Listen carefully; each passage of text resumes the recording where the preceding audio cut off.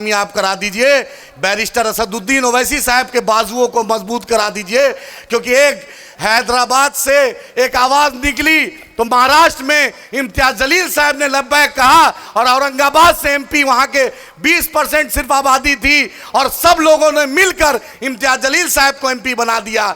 किशनगंज में एक आवाज निकली, अख्तर उल इमान साहब ने साथ दिया, और पूरे बिहार में 53,000 वोट से एमएलए का इलेक्शन अपने घर से दूर दूसरे असेंबली में जाकर अख्तर उल इमान साहब जीते।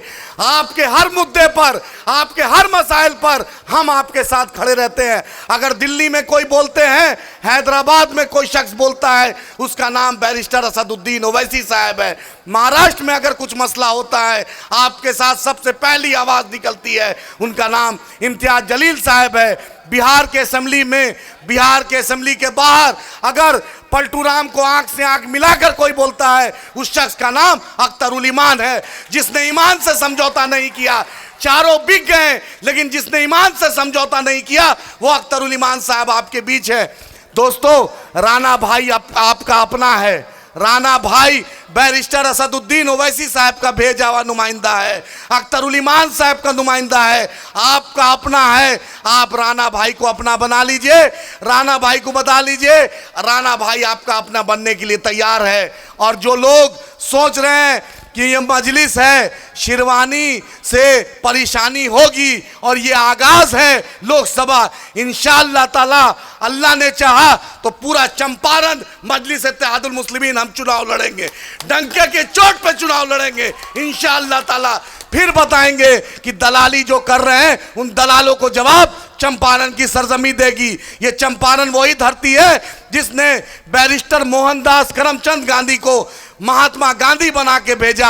आप सीताराम बाबू के बेटे को एमपी बना के भेजिए, इंशाअल्लाह ताला।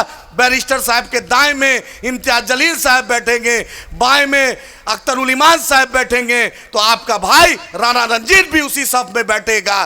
फिर हम बताएंगे, एक ही सफ में खड़े हो गए महमूद और रियाज, ना कोई राणा रंजीत रहा ना कोई अख्तर उल इमान, सब मजलिस हो गया, सब एमआईएम हो गया। अपनी क़ियादत को मजबूत कीजिए। और पटना में जो बैठा हुआ है तेजस्वी यादव को यह गुरूर है कि हम जिसको चाहेंगे टिकट देंगे, उसको जवाब देना पड़ेगा। शहाबुद्दीन साहब की बेवा आज अकेले चुनाव लड़ रही है।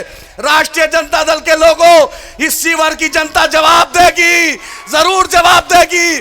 उसकी बेवा चुनाव लड़ रही है, उसके खिलाफ तुमने अवध बिहारी चौधरी को चुनाव लड़ाया। तुम्हें बतलाएंगे इंशाअल्लाह ताला। तुमने हमारे पीठ पे खंजर घोपा है, अल्लाह ने चाहा तो कभी मुख्यमंत्री नहीं बनोगे, कभी नहीं बनोगे।